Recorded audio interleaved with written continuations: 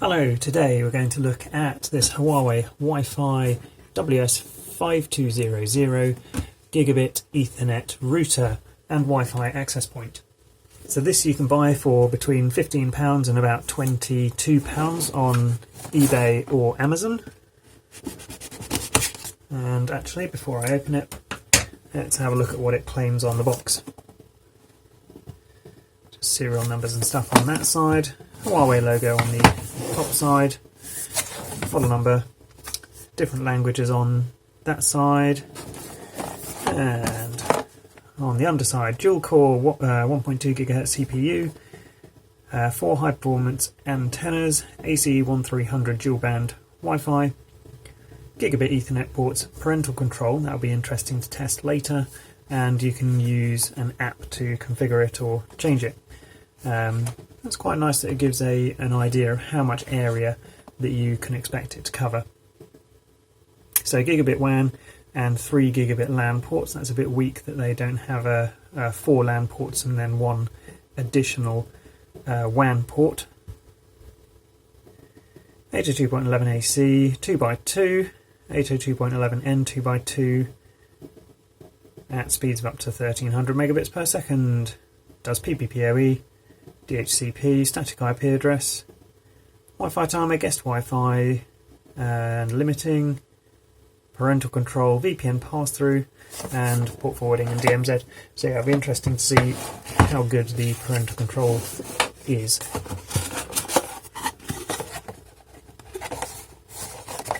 In the UK, it comes with a UK power supply and a network cable. Network cable has all 8 wires, that's good. And that's the router, nicely flat and folded down, very smart. And a couple of manuals in the underside of the box.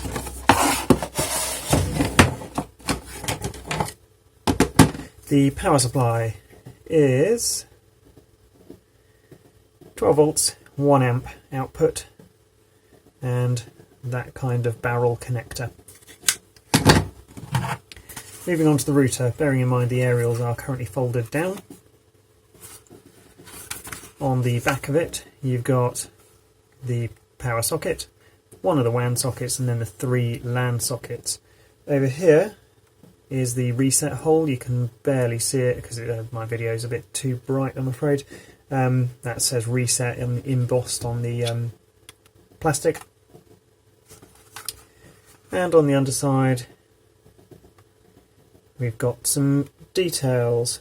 Default IP address is 192.168.3.1 and it doesn't have a password.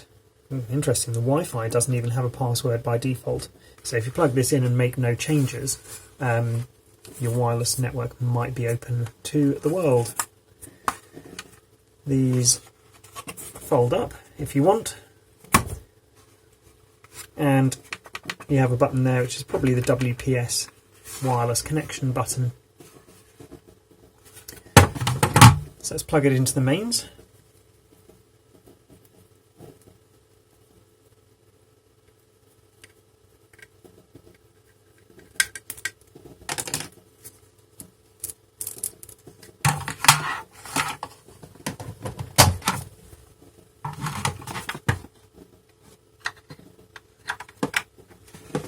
There's only one single status light on that router, which is that one in the middle at the front there. So we'll wait for that to boot up, try and get rid of some of the brightness so that you can see the light better.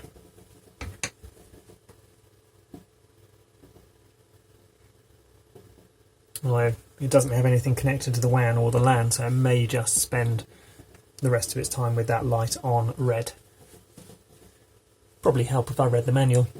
Okay, I'll tell you what, the next thing you will see will be the computer screen, of a screen recording of connecting up and the web interface for this thing. See you over on the other side. Hello everyone, so I'm now on the computer, and if I plug in a network cable, I do have the WAN side is now connected to the rest of my LAN. If I plug in a network cable, the light on the front of the router has stayed red and hasn't done anything. Plug in the network cable to the computer and I'm immediately accosted or forced to go through this, what do you call it, like hotspot landing page or similar. I'm going to try and bypass that because I want to check what it does if you just visit the IP address of the router straight off as well, and it comes up with the same page, so that's alright. I'm going to close the interstitial hotspot kind of page and let's have a look and see what we get on this screen. So you have to agree to the license agreement and privacy policy. You don't have to accept the automatic updates there. So if you untick that, you can't carry on. You tick that, let's get started. It really wants you to enable automatic updates, but I'm going to do manually install the updates. And let's see whether it manages to connect to the internet.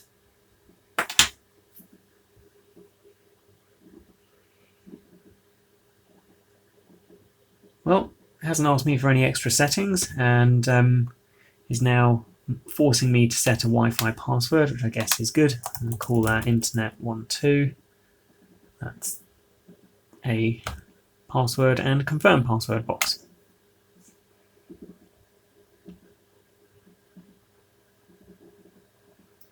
Not sure what that means by retain key settings.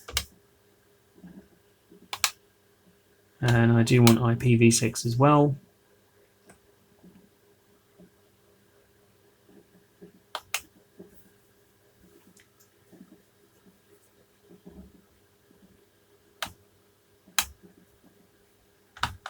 And the light on the front of the router has now gone green.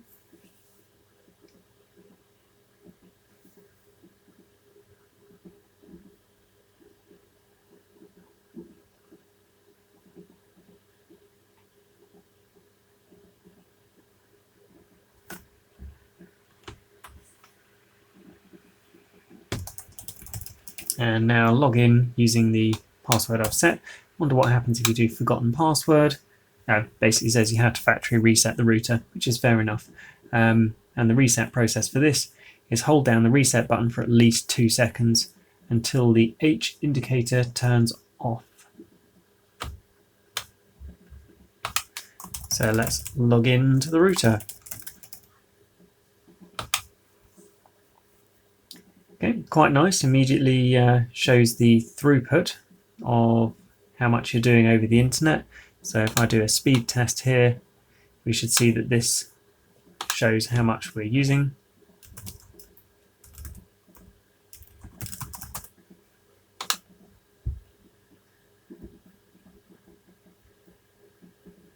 So hopefully there, yep, 73 megabits per second, which is vaguely in the realm of being accurate enough. And the upload should now show about 20 megabits per second. Okay, so that's what the first screen looks like. Shows you the system uptime, the connection uptime, and your IP address on the internet. This one is plugged into my own local LAN, so just ignore that that's a local IP address. Reboot button down here, rather than a power off, which the indicator would have you believe. Okay, so my network, in fact all of these are little buttons which take you to various places, but we'll go through all of the menus now. I'm going to click on connect to the internet and you get the option of PPPoE, DHCP, bridge mode, so it's just be an access point, which is quite a good function to have. Static IP address. You can set the MTU, clone the MAC address of a computer or something else, which is quite a good idea. Good function. Some routers don't support it. Can transmit on a VLAN, which is quite an advanced, well, maybe function. And you can set your own static DNS servers rather than using the one provided by PPPoE or DHCP. So if I go static IP address, it should force you, yeah, it does force you to set a DNS server. Looks like that's all you get under the Connect to the Internet page. Let's go over to my Wi-Fi. It's got, looks like maybe band steering, which means that where possible it will try and push devices towards the 5 GHz signal rather than the 2.4.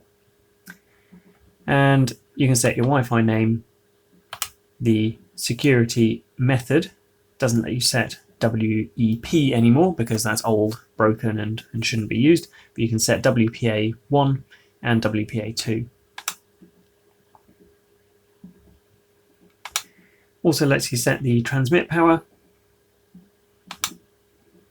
And again, that's about it. So there's not a lot under these initial functions here. Manage device.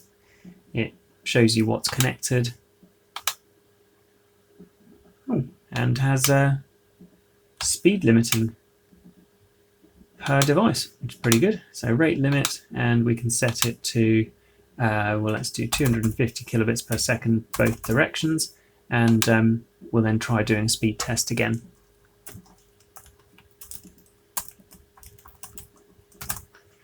So let's see what this does. Now I've set the speed limit. That's pretty good. So if you were in a house with multiple people, or if you had a device that was unruly and was occasionally downloading large things, you can use this rate limit to set speed limit so that that device shouldn't be able to, say, for example, slow down other downloads on other machines, or internet gaming, or other things like that. So I'm just going to make sure that I've gone through all of this section. Okay, so that takes you somewhere else. It takes you back to the Wi-Fi, and that takes you back to manage device. Clicking on my router takes you to the same section as more functions. So we've got an about page which shows you the software version, which I'm just going to make a note of because I'm interested to see if I tell it to do an update, just how out of date the shipped version was. So it was 11.0.3.7, and what other information? It has picked up an IPv6 address. So we've got updates where you can do auto update, and it looks like it's checking and thinks already on the latest version. Okay, so there we go. Don't know how long that's been sitting in a warehouse, but they haven't released any firmware updates for this router. I'll press the update now button, see what happens again, just to be sure. Yeah, already on the latest version. Okay, under network settings, we can set the LAN IP address of the router, which by default is 192.168.3.1. Set a domain name, so if you are using it on a NT domain, or say a Windows Server domain, you could set that to mycompany.local, or whatever your local naming scheme might be. You can turn on or off the DHCP server, which is the router giving out IP addresses to devices on the LAN. So if you again have a Windows server that's doing that already, you might not want the DHCP server running on this machine, this router. Static IP address binding. So if you had a printer, you could fill in the MAC address of the printer, and it could always be given the same IP address.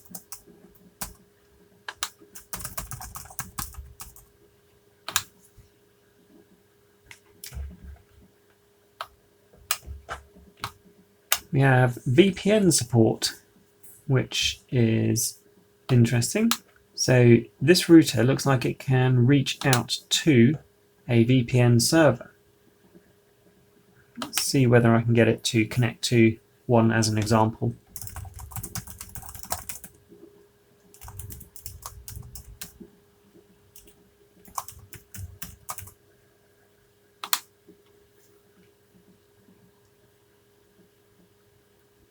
I'll be astonished if this works straight off, mainly because my PPTP VPN server is finicky and needs extra settings. But wow, okay, it has connected immediately.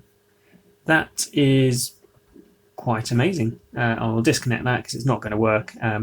You need to set a static IP address on my PPTP VPN, so we won't get internet access through it. But pretty good. Most of you will probably be using L2TP because PPTP is old and shouldn't be used these days. I'm just going to fill that in with junk because I don't want that stored in the router. And L2TP settings look very similar to the PPTP panel as well. IPTV setup. I am not entirely sure what that does. What's this? Looks like maybe bridge mode onto a specific VLAN on your ISP's network. So some ISPs, I don't think I know of any in the UK. Actually, no, maybe BT Retail does with their BT TV system.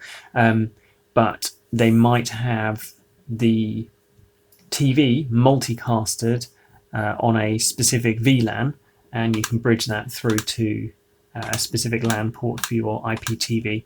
I'd be very surprised if anyone watching this video on YouTube ever needs to use this setting. UPnP, which is allowing devices on your network to automatically create port forwards, is off by default, which is good for security. And if you do turn it on, it looks like it gives you a list or a status of the port forwards which devices and software on your network have told the router to create.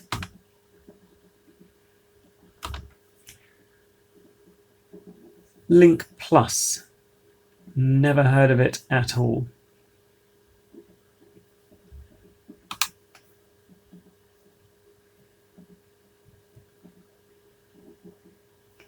Looks like some sort of mesh networking and syncing of settings across devices.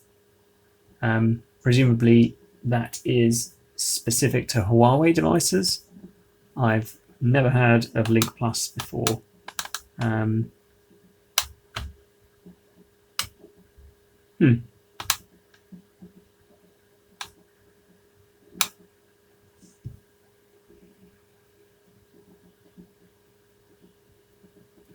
moving on to IPv6. What other options do we have in here? Manually configure the DNS servers if you needed to. Router broadcasting settings. DHCP server settings for IPv6. Moving on to wireless, we have advanced Wi-Fi settings. You can set the 2.4 GHz Wi-Fi channel, the channel width, which nicely is set to the largest and most neighbor unfriendly, but also the quickest speed of 40 MHz on the 2.4 GHz channel. Invisible Wi-Fi, I presume, means hiding the network name. And then on the 5 GHz, you've got bandwidth as well, also set to the largest that this router supports of 80 MHz, which will give you the quickest speed possible. Some routers default to 40 MHz, which essentially cuts your bandwidth in half. Wi-Fi access control is MAC address blocking or allowing. On the wireless side, it's trivial to spoof a MAC address, so don't use it. Find better ways of securing your network, like regularly changing the password or having a very secure password. You can turn on guest Wi-Fi. I want it to be on forever. And I'm going to set a password of visitor12. And nice to see, you can set a speed limit on the guest Wi-Fi. Again, so if somebody does join, they can't ruin your gaming experience or something similar. This router has a lot of functions. It can also do Wi-Fi repeating, which I don't think I want to go through now because it will disconnect me. But it looks like you just press the WPS button, possibly, and then it will join another network and then start transmitting it as well. So you can put that halfway between your computer and another router, and it will boost the signal strength. When you do that, it also reduces the speed because you're using multiple time slots on the Wi-Fi to get the signal repeated to your computer. So it's not always going to improve the speed, but it will improve the signal strength that you see. You can do Wi-Fi timing, so turn it off and on during certain times of day. Firewall settings, looks like it's either off or on, with no further details as to settings.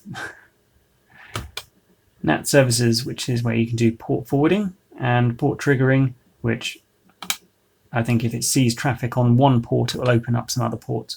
But let's just go through some port forwarding. I'm going to call that my website. It's going to be hosted on the only computer I've connected, but otherwise you'd select the computer and it would display the IP address there. And it's going to be on port 443 for HTTPS. Save that. Interesting.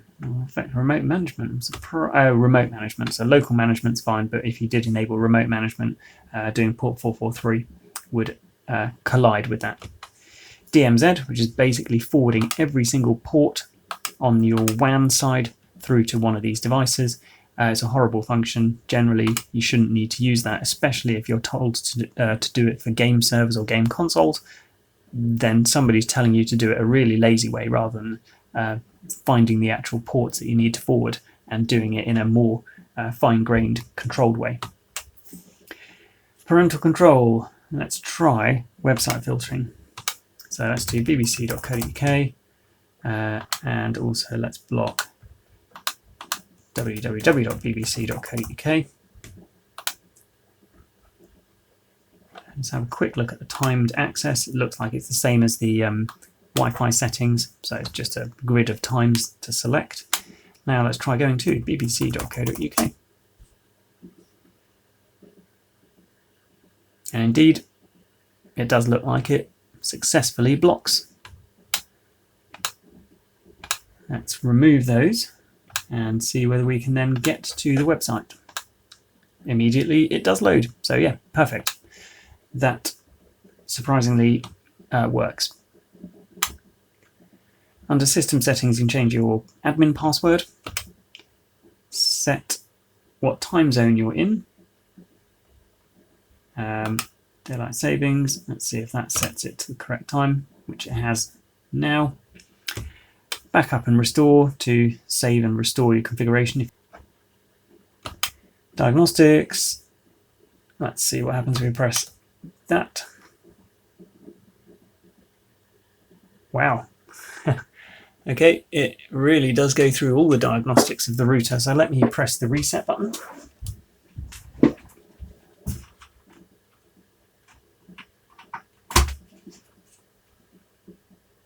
And press the H button. That's the one on the top. The light on the front is now flashing all sorts of colours. And, okay. Not really sure how useful that kind of diagnostic is going to be, but okay. Developer options.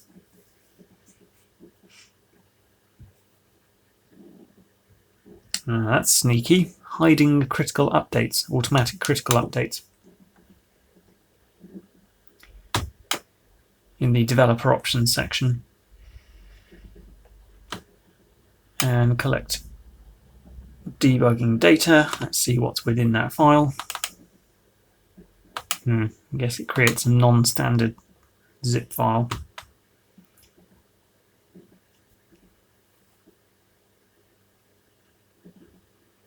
And under auxiliary functions, we can power it off. Let's see how well that works. Powering off the router will stop it working. You need to unplug it and plug it back in. Okay.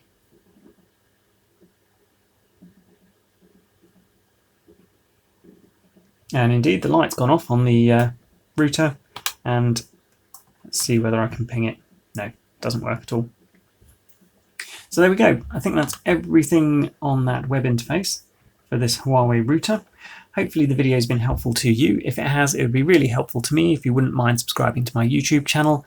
You don't need to have the video notifications switched on, but the subscriber numbers really do help. Thank you very much.